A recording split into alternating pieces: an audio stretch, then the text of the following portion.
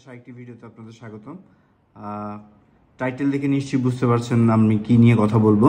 So এটা একটা important topic, কারণ হচ্ছিল যে ক্যাটাগরিটা সিলেকশনের মাধ্যমে আসলে আমরা কোন লাইনে ব্যবসায় যাব সেটা আমরা ঠিক করতে পারি আর কি। সো আমাদের টাইটেল হলো যে আপনি কি খোলা গাড়ির ব্যবসা করবেন না কাভার্ড ভ্যানের ব্যবসা করবেন। সো দুইটা অ্যাকচুয়ালি যদি সহজ কথায় বলি, কমপ্লিটলি ডিফারেন্ট বিজনেস। হ্যাঁ, সো এটা আসলে খুবই কম দেখা যায় যে একজন ট্রাক মালিকের একই সাথে খোলা গাড়িও আছে আবার কাভার্ড ভ্যানেরও আছে। সো করতে পারে, আছে এরকম, মানে একজন নাই তা না, বাট দুইটা business actually completely different. So আমি একটু যদি খুলে বলি কেন ডিফারেন্ট, এটা আসলে যারা ট্রাকের সাথে জড়িত তারা মোটামুটি সবাই জানেন, বাট যারা নতুন ট্রাকের সাথে এখনো সম্পৃক্ততা নেই তারা যদি ইনডিসিশনে ভুগেন কি খোলা গাড়ি কিনবেন কিনা কাভার্ড ভ্যান কিনবেন, তাহলে হচ্ছিল যে এই আলোচনাটা আপনি অবশ্যই শুনতে পারেন। সো আলোচনা শুরুর আগে একবার রিকোয়েস্ট করতে চাই হচ্ছিল যে যদি এখন পর্যন্ত যতটুকু দেখেছেন ততটুকু দেখে যদি আগ্রহ বোধ হয় তাহলে অবশ্যই চ্যানেলটা সাবস্ক্রাইব করবেন। অ্যাজ ইউ নো, আমি সবসময় বলি যে আপনারা সাবস্ক্রিপশন করলেই আই ফিল মোটিভেটেড যে people are actually listening to me আর they are interested. So whatever, যাই হোক, আমি যদি প্রথম দিকে খোলা গাড়ি নিয়ে কথা বলি, কেন খোলা গাড়ি ব্যবসা করবেন আর কেন করবেন না। সো ফার্স্ট অফ অল হচ্ছিল খোলা গাড়ি বাংলাদেশে সবচেয়ে বেশি কাভার্ড ভ্যানের থেকে, ঠিক আছে। এর কারণ হচ্ছে এটা ডিমান্ড বেশি।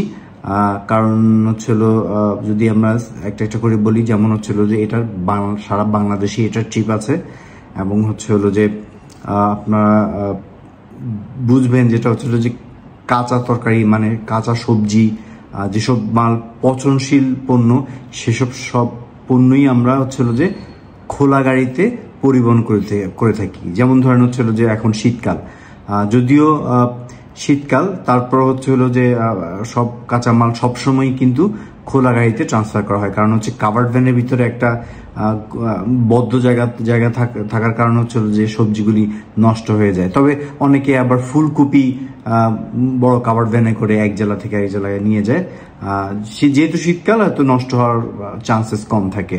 তো যাই হোক, আর হলো যে এইটা আপনি সারা বাংলাদেশ থেকেই ট্রিপ পাবেন, এবং হলো যে ডিমান্ড হাই।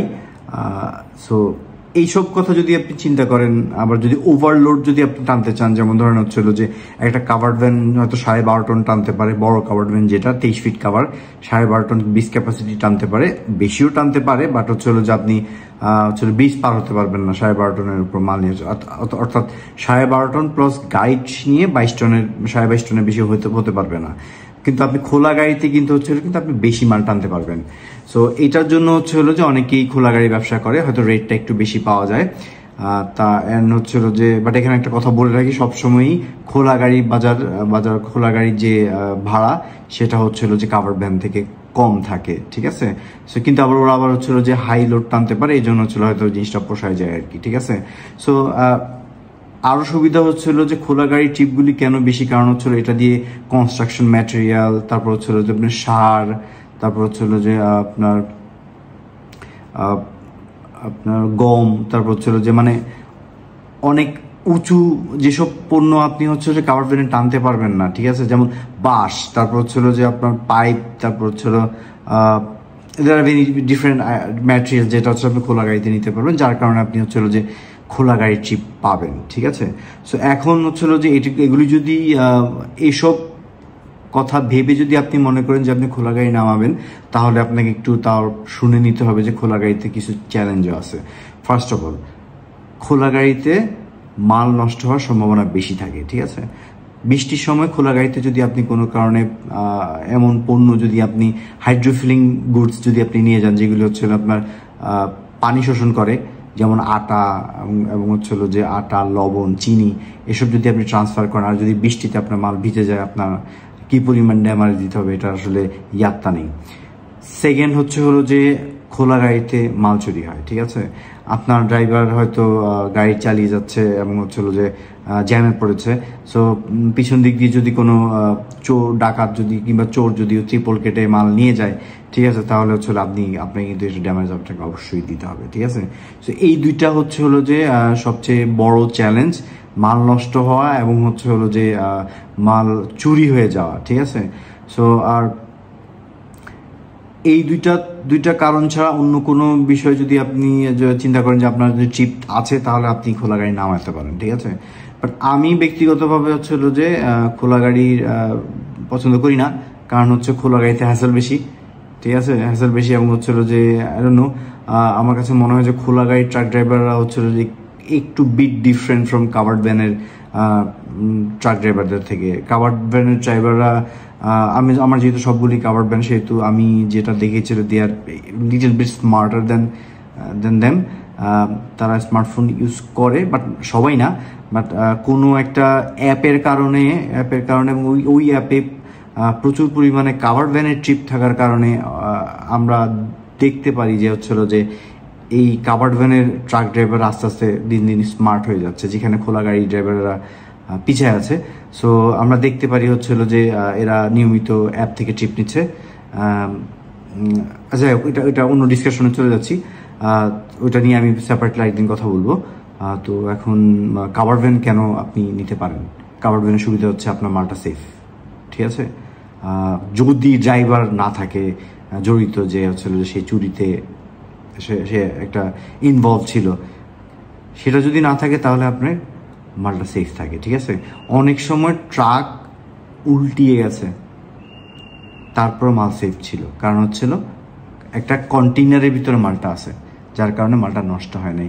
কিন্তু খোলা গাড়িতে যদি আমি বলি, গাড়ি যদি কোনো কারণে উল্টায় যায়, পুরা মালটা রাস্তায় ছড়ায় যায়, ঠিক আছে। রাস্তায় যখন ছড়ায় যায় তখন হচ্ছিল যে মালটা রিকভার করা যায় না। আর হচ্ছিল যে মালটা ছড়ায় যায় তখন যা আশেপাশের লোকজন, বাংলাদেশি পিপল, বাংলাদেশের মানুষজন যখনই কোনো ট্রাক অ্যাক্সিডেন্ট কি যাই অ্যাক্সিডেন্ট হয় না কেন, আমাদের ব্যক্তিগত এক্সপিরিয়েন্স আমরা দেখেছি হচ্ছে কোনো একটা বেভারেজ কোম্পানির ট্রাক উল্টানোর পরে সেখান থেকে প্রচুর পরিমাণে বোতল মানুষ ভ্যানে ভরে ভরে নিয়ে গেছে, ঠিক আছে। বাট যদি এটা কাভার্ড ভ্যান হইতো, যদি প্রোডাক্টগুলি কাভার্ড ভ্যান থেকে ভেঙে না বেরোইতো, তাহলে প্রোডাক্টগুলি সব ভিতরেই থাকতো, ঠিক আছে। যার কারণেই কিন্তু গার্মেন্টস ইন্ডাস্ট্রির লোকজন কাভার্ড ভ্যানে সব কিছু ট্রান্সফার করে। ওরা এমনি এগুলি আনে নাই, একটা সময় গিয়ে কিন্তু খোলা গাড়িতে করে ওরা প্রোডাক্ট পটে নিয়ে যেত। কিন্তু বৃষ্টি, মাল চুরি এসবের কারণে তারা কাভার্ড ভ্যানেই প্রেফার করে। তাই বলে যে চুরি বন্ধ হয়েছে তা তো না, চুরি তো হচ্ছেই, বাট তারপর তো সেফ। তো যাই হোক, কাভার্ড ভ্যানের ক্ষেত্রে হচ্ছিল যে আপনি মালটা সেফ পাচ্ছেন, ঠিক আছে। আর কাভার্ড ভ্যানের ভাড়া আগেও বলেছি একটু হাই থাকে হচ্ছে হলো খোলা গাড়ি থেকে। আর হচ্ছে হলো যে এইটার ড্রাইভাররা একটু একটু স্মার্ট ধরনের হয়। তারা হচ্ছে হলো যে তারা ফলো করতে পারে আর কি। তারা হচ্ছে হলো যে আর কাভার্ড ভ্যানের একটা এখন যেরকম হচ্ছে হলো যে আপনি কাভার্ড ভ্যান কিনলে আরএমজি রেডিমেড গার্মেন্টসের চিপ তো আপনি পাচ্ছেনই। তারপর হচ্ছে আস্তে আস্তে কনজিউমার গুডস থেকে শুরু করে আপনি ফুড আইটেম সবাই কিন্তু আস্তে আস্তে কাভার্ড ভ্যানের ভিতরে ওদিকেই ঝুঁকতেছে আর কি। আপনার প্লাইউড, যেমন আমরা যেটা এখন দেখতেছি হচ্ছে বাংলাদেশের বিভিন্ন ডিস্ট্রিক্টে অনেকগুলি মিল ফ্যাক্টরি হচ্ছে, ঠিক আছে। মিল ফ্যাক্টরি হচ্ছে, ওখান থেকেও আমরা দেখছি ওনারা যেমন খুলনা, রাজশাহী, তারপর হচ্ছে যে রংপুর, বিভিন্ন পেরিফেরিতে অনেক মিল ফ্যাক্টরি হয়েছে, যেখান থেকে ওনারা কাভার্ড ভ্যানটা চাচ্ছে।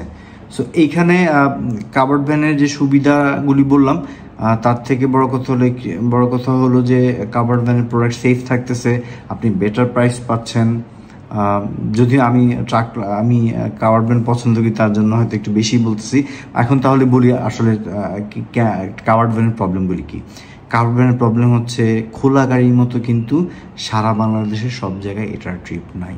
অনেক ডিস্ট্রিক্টে গেলে গাড়ি গিয়ে ফেরত আসতে হয়, যার কারণে ওই ডিস্ট্রিক্টগুলিতে এই কাভার্ড ভ্যান যারা যায় তারা হচ্ছে একটু অতিরিক্ত প্রাইস চায় আর কি, ঠিক আছে। সো এটা সবসময় আপনি পাবেন না। কাভার্ড ভ্যানের মার্কেট অনেকটাই ডিপেন্ড করে হচ্ছে যে চিটাং মার্কেটের উপরে। আজকে যদি চিটাং মার্কেটে যদি রেট পড়ে যায়, তাহলে আপনি হচ্ছে যে সুবিধা করতে পারবে না। যে এখন যেরকম চলতেছে চিটাগাং থেকে, যদি কারেন্ট ডেট চিন্তা করেন, আজকে হচ্ছে 6 ডিসেম্বর, চিটাং থেকে রেট কম। সো অ্যাকচুয়ালি একটা covered van 23 feet covered van Dhaka থেকে চিটাগাং যদি আপনি আপ ডাউন করাতে যান, আপনার অ্যাটলিস্ট 23,500 টাকার মতো খরচ হবেই আপনার। আপনি যদি অ্যাটলিস্ট 32-33 হাজার টাকা যদি আপ ডাউনে আনতে না পারেন 4 দিনে, তাহলে আপনার তো 10,000 টাকাও যদি না থাকে তাহলে আপনি তো সার্ভাইভ করতে পারবেন না।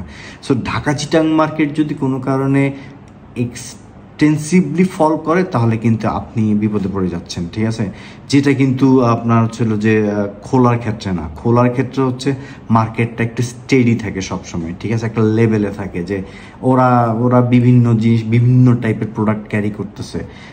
এই জায়গাটাতে কাভার্ড ভ্যান একটু ল্যাক করে, ঠিক আছে? সো এখন আসলে আপনি যখন ট্রাকটা কিনবেন, আপনি আসলে যদি মনে করেন যে আপনি কম হ্যাসেল নিয়ে ব্যবসা করবেন তাহলে আপনি কাভার্ড ভ্যানে আসেন। আর যদি মনে করেন যে না, ড্রাইভার হ্যান্ডেল করবো, প্রোডাক্ট চুরি করবো, চুরি হলে হোক অথবা হচ্ছে হলো যে মাল নষ্ট হলে হোক, আই ক্যান হ্যান্ডেল দ্যাম, কারণ এটা ডিমান্ড স্টেডি, আপনি চিপ পাবেনই। সো হচ্ছে হলো যে একটু ওয়েট করতেই হবে, এটাতে কিছু করার নাই। বাট আপনি চিপ পাবেন, আপনি চাইলে সেটা করতে পারেন, সমস্যা নেই। বাট যদি একটু কম ঝামেলা করে ব্যবসা করতেন তাহলে আপনি কাভার্ড ভ্যানে ব্যবসা করতে পারবেন। সো এই ছিল আজকে আলোচনা, অনেক বড় ভিডিও হয়ে গেল, হয়তো অনেক জায়গায় ফাম্বলিং করেছি, কারণ হচ্ছিল যে আমি আসলে পুরো জিনিসটাই আসলে স্ক্রিপ্ট লিখে তো করিনি, মাথায় যা আসছে তাই নিয়ে কথা বলেছি। যদি আপনাদের কোনো জায়গায় দ্বিমত পোষণ করেন তাহলে অবশ্যই কমেন্ট বক্সে জানাবেন, আমরা দরকার পড়লে অন্য একটা ভিডিওতে ক্ল্যারিফিকেশন দিয়ে দিব। So thank you everyone trucks of বাংলাদেশের সাথে থাকার জন্য। আবারও বলছি, যদি ভালো লাগে তাহলে সাবস্ক্রাইব করবেন, আর যদি ভালো না লাগে তাহলে তো কথাই নাই। তবে ভালো না লাগলে কমেন্ট বক্সে একটু বলে যেতে পারেন যে কেন ভালো লাগে নাই, অথবা কোন পয়েন্টগুলি অ্যাড করার দরকার ছিল সেগুলি যেন আমাকে জানান। সো থ্যাংক ইউ ভাইয়া, থ্যাংক ইউ সবাইকে, ভালো থাকবেন, আল্লাহ হাফেজ।